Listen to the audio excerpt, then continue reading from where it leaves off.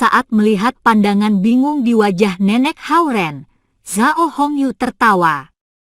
Maksudku, Hauren telah membimbing Zi kami, dan kami sudah saling mengenal seperti keluarga. Hehe, Nenek tertawa gembira mendengar penjelasan ini dan berkata, ya, aku bisa tahu. Ren memang memiliki hubungan yang baik dengan Zi. Wajah Zhao Yanzi segera memerah saat dia membela diri dengan suara kecil. Siapa bilang aku berhubungan baik dengannya? Aku baru saja bertanya pada dokter, dan dia bilang jika semuanya baik setelah 1 hari lagi pengamatan, kau bisa pulang ke rumah. Zhao Hongyu melanjutkan. Terima kasih banyak. Tetapi aku masih harus membayarmu kembali. Segera setelah aku boleh pulang, aku akan melihat tagihannya dan memberimu uangnya. Nenek memaksa. Melihat nenek begitu bersikeras, Zhao Hongyu tidak dapat menolak lagi. Karena itu, dia mengangguk dengan enggan dan berkata, baiklah. Bu, apakah Philip Stark datang mengunjungi studiomu hari ini? Aku kira kau akan makan malam dengannya, kata Zhao Yanzi. Aku mengajaknya mengunjungi pusat kreatif hari ini. Tapi karena Nenek Hauren sakit, aku membatalkan rencana makan malam kami. Zhao Hongyu tersenyum. Hauren tersentuh karena Zhao Hongyu memprioritaskan neneknya. Tetapi dia tidak menyadari Philip Stark adalah perancang dunia yang terkenal yang mengerjakan renovasi hotel yang paling bersejarah dan mewah di Hong Kong, yaitu Hotel Peninsula. Dia juga yang mengerjakan kediaman pribadi Presiden Prancis François Mitterrand. Zhao Hongyu tidak membatalkan sebuah makan malam biasa saja untuk menemui Nenek Hauren di rumah sakit. Karena dia ada di sini, dia sudah pasti tidak akan pergi tanpa berbincang sedikit dengan Nenek Hauren. Meskipun Zhao Hongyu menggunakan pakaian bisnis, dia masih seorang istri yang pengertian dan ibu yang penuh cinta yang sederhana. Percakapannya yang penuh perhatian dan tanggapannya yang pandai membantunya menjalin ikatan dengan Nenek Hauren. Nenek sedikit tidak bahagia dengan betapa sibuknya menantu perempuannya karena Ibu Hauren selalu bekerja sepanjang waktu. Oleh karena itu, setelah mengetahui Zhao Hongyu hebat dalam mengerjakan pekerjaan rumah dan merawat keluarganya, Nenek semakin menyukainya. Dalam percakapan mereka, Zhao Hongyu bertanya, Bibi, sangat tidak mudah bagimu untuk tinggal di rumah pantai. Bagaimana kalau kau pindah ke kota? Ayah Ren berkata udara di pantai lebih segar, jadi dia membelikanku pondok di sana. Kami menjual tempat kami di kota bertahun-tahun yang lalu. Nenek menjawab, Anda sudah tua dan tidak aman bagimu untuk tinggal sendirian di sana. Ren sangat khawatir kemarin saat hal ini terjadi. Aku pikir akan lebih mudah bagimu jika kau tinggal di kota. Zhao Hongyu melanjutkan. Nenek sedikit terbujuk ketika dia menengok ke arah Hauren dan membayangkan betapa stresnya dia kemarin. Zhao Hongyu melanjutkan, bagaimana kalau pindah bersama kami setelah Anda pulih? Hauren mendengarkan perbincangan mereka dari samping dan dia menjadi tegang akan saran itu. Nenek akan pindah ke rumah Zi? Apa artinya? Pikirnya. Itu tidak perlu. Nenek segera melambaikan tangannya dan berkata, aku bisa tinggal sendirian di pantai. Tidak masalah. Ditambah lagi orang tua Ren akan kembali minggu depan, jadi aku akan baik-baik saja dengan mereka mengurusku. Minggu depan? Mata Zhao Hongyu menyala. " 'Ya, seharusnya Rabu depan.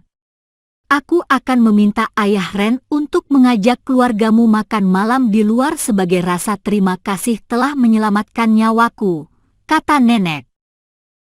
Tolong jangan repot-repot dengan hal itu.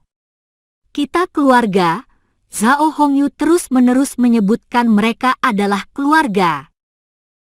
Dia segera menambahkan, tapi akan baik bagi kita semua untuk bertemu. Hauren gelisah. Dia merasa baru saja jatuh ke dalam perangkap. Meskipun neneknya terlihat sehat, dia memiliki tekanan darah tinggi yang parah. Tidak dapat dibantah, Zhao Hongyu melakukan pertolongan besar baginya kali ini. Bagus. Aku akan meminta ayah Ren membuat reservasi saat dia kembali sehingga kita dapat menunjukkan rasa terima kasih kami. Nenek berkata dengan gembira. Zhao Hongyu menutup mulutnya saat dia tertawa dan melirik Hauren sekilas, dan Hauren dengan pasrah mendesah ringan. Dia tahu pertemuan ini telah ditakdirkan meski kejadian dengan nenek tidak pernah terjadi. Dengan Zhao Guang yang mengontrol grup Mingri, dia akan bisa bertemu dengan orang tua Hauren baik saat berinvestasi atau menjadi sponsor proyek mereka. Karena kita sudah menjadi keluarga, Zhao Hongyu menambahkan dalam hangatnya suasana ini, mungkin kau dapat tinggal bersama kami beberapa hari agar pulih sepenuhnya sebelum orang tua Ren kembali. Kami dapat membawamu kembali ke pondok setelah itu. Ditambah lagi, rumah kami sangat dekat dengan Universitas Ren. Kalian akan bisa lebih sering bertemu karena Ren membimbing Zi setiap hari. Kedengarannya bagus, bukan? Ren begitu khawatir saat mendengar berita itu kemarin. Anda juga tidak ingin membuatnya lebih khawatir lagi, kan? Kalimat-kalimat itu meyakinkan, tetapi nenek masih ragu-ragu. Itu terlalu merepotkan. Sama sekali tidak. Kami punya kamar cadangan, dan aku akan menyiapkannya bagimu setelah kami kembali. Sama sekali tidak menyulitkan, hanya sepasang sumpit ekstra. Zhao Hongyu berkata penuh antusiasme. Nenek berpaling kepada Hauren dan masih ragu. Hauren sendiri juga dalam dilema setelah mendengarkan saran Zhao Hongyu. Di satu pihak, dia tidak mau merepotkan keluarga Zi karena neneknya.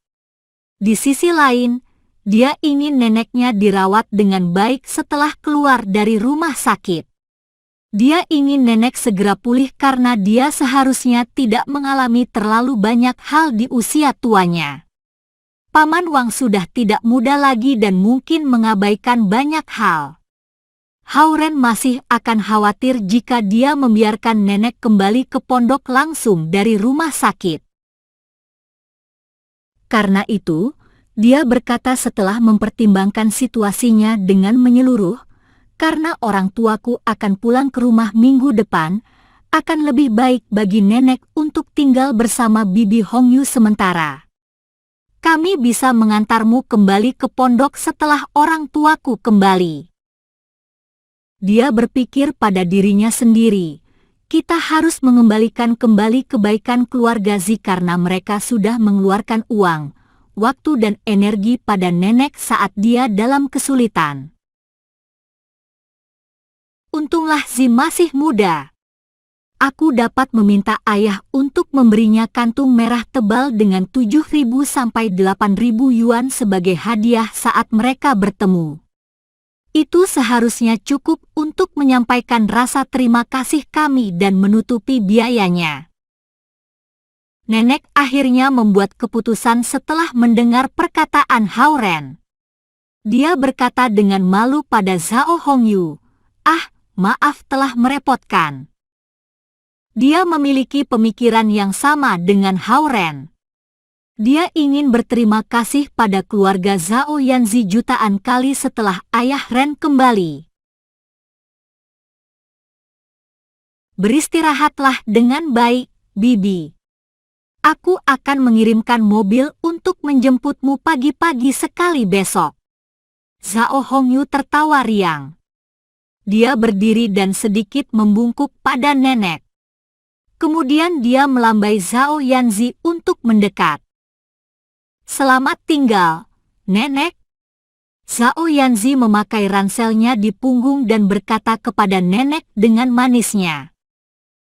Kau telah bertemu dengan keluarga yang luar biasa, Ren. Nenek menghela nafas saat keduanya berjalan keluar kamar satu demi satu. Keesokan paginya, setelah memeriksa kondisi Nenek Hauren, dokter memastikan semuanya baik. Dia memberitahu Hauren untuk menyelesaikan prosedur pemulangan. Setelah semuanya selesai, Hauren menggenggam tangan nenek dan membantunya berjalan keluar rumah sakit karena nenek masih lemah. Sebuah limusin Lincoln hitam panjang sudah menunggu di depan. Panjangnya 5 meter jauhnya dari pintu masuk. Serupa seperti yang terakhir kali, tetua San yang pendek, dengan berpakaian busana tradisional Cina, berdiri di samping mobil dengan 2 orang berotot yang mengenakan setelan hitam. Melihat Hauren berjalan keluar dengan neneknya, tetua San bergegas menghampiri. Gongzi 1 Hao, Taijun 2, selamat atas kesembuhan Anda. Silahkan masuk ke mobil. Nenek Hauren merasa tidak nyaman disambut seperti itu oleh tetua San yang terlihat lebih tua daripadanya. Bingung, dia berpaling untuk melihat Hauren. Hauren juga merasa canggung saat dia melihat orang-orang yang masuk dan keluar rumah sakit memperhatikan mereka. Dengan cepat dia membantu neneknya masuk ke dalam mobil. Blam, blam. Pintu mobil ditutup setelah tetua San masuk ke dalam mobil sesudah mereka, dan limosin Lincoln panjang itu melaju menjauh dari rumah sakit dengan mantap. Dalam perjalanan, tetua San terus tersenyum tetapi tetap diam. Nenek Hauren memiliki banyak pertanyaan, tetapi dia menahan dirinya untuk menanyakannya. Mobil itu tiba di rumah Zhao Yanzi. Kali ini, tetua San tidak masuk ke dalam dan menyapa seperti yang terakhir kali. Melainkan, dia pergi bersama dengan mobil itu setelah mengantarkan Hauren dan neneknya ke pintu. Zhao Hongyu mendengar mobil itu dan bergegas keluar untuk menyambut mereka. Saat melihat penyambutan Zhao Hongyu, suasana hati nenek menjadi lebih baik. Oh, aku sangat menyesal kembali merepotkanmu setelah semua ketidaknyamanan yang aku timbulkan saat kau membawaku ke rumah sakit, katanya. Yah, itu benar-benar sama sekali bukan masalah. Kita adalah sebuah keluarga, dan itu adalah kewajiban kami. Zhao Hongyu meraih tangan nenek dan membimbingnya ke dalam rumah. Itu pertama kalinya nenek memasuki rumah Zhao Hongyu. Dia melihat sekeliling pada interior yang mewah dan karpet-karpet besar berkualitas tinggi di lantai kamar tamu dan mengetahui keluarga Zhao Hongyu sangat berada. Anda telah tiba. Selamat datang. Zhao Guang berjalan keluar ruang kerjanya dan datang menyambut mereka dengan senyuman. Nenek belum pernah melihat Zhao Guang sebelumnya, tetapi dia menebak dia pastilah suami dari Zhao Hongyu. Dia mengangguk dengan ramah dan setelah berpikir beberapa saat berkata, "Rumahmu didekorasi sangat indah, tetapi aku pikir sebaiknya aku tidak tinggal di sini." "Mengapa? Bukankah Anda berjanji kemarin untuk tinggal di rumah kami setelah dipulangkan dari rumah sakit?" Zhao Hongyu menyela dengan cemas. Semula nenek berpikir Zhao Hongyu berasal dari sebuah keluarga biasa saat melihat pakaiannya yang sederhana kemarin. Tetapi setelah mengetahui keluarga Zhao Hongyu kaya raya, nenek menjadi sedikit tidak nyaman. Apalagi nenek berasal dari desa dan menjalani gaya hidup yang sangat sederhana. Nenek mendengar suara dari bawah. Zhao Yanzi, mengenakan kaos bertudung dan celana pendek denim, berlari turun. Dia terlihat begitu imut dan murni, seperti naga putih kecil energik yang melompat keluar dari air. Zhao Yanzi bermaksud menyapa tamu seperti yang dituntut dari anggota keluarga yang sopan. Meskipun begitu, nenek terpesona dengan rupa Zhao Yanzi yang imut dan murni. Dia memegang tangannya dan menepuk kepalanya. "Gadis yang baik, aku baru saja keluar dari rumah sakit dan tidak membawakanmu hadiah," kata nenek. "Kesehatan nenek hanya satu-satunya hadiah yang aku inginkan," Zhao Yanzi berkata dengan manis. Dia benar-benar bermaksud seperti yang dia katakan karena dia begitu mengkhawatirkan Hao-Ren saat dia melihat betapa cemas dan bingungnya Hao-Ren saat nenek di rumah sakit. Itulah mengapa dia pergi dengan ayahnya untuk menjemput Hao-Ren dan berharap dia bisa membantu. Tentu saja, peduli pada Hao-Ren bukan berarti dia menyukainya. "Bibi, tinggallah bersama kami," Zhao Hongyu kembali mendesak. Sambil melihat Zhao Yanzi dalam pelukannya, nenek ragu-ragu dan berkata, "Oh, baiklah. Aku hanya takut mengganggu rumahmu yang indah. Mari kita duduk untuk makan siang," Zhao Guang memanggil mereka. Hao-Ren mendongak dan melihat hidangan yang terlihat lezat tersedia di meja. Hao-Ren membantu neneknya menuju meja. Dengan sebuah kursi malas ditambahkan ke meja, kelimanya duduk dan makan siang dengan suasana hati gembira. Setelah kejadian dengan neneknya, Hao-Ren sangat berterima kasih terhadap keluarga Zhao Yanzi. Bahkan bila mereka dapat menemukan solusi yang lain untuk masalah di antara dirinya dan Zhao Yanzi, dia tidak akan melupakan kebaikan besar ini yang Zhao Hongyu dan Zhao Guang telah lakukan baginya. Setelah makan siang, Zhao Hongyu membantu nenek untuk beristirahat di kamar yang baru saja dibersihkan untuknya.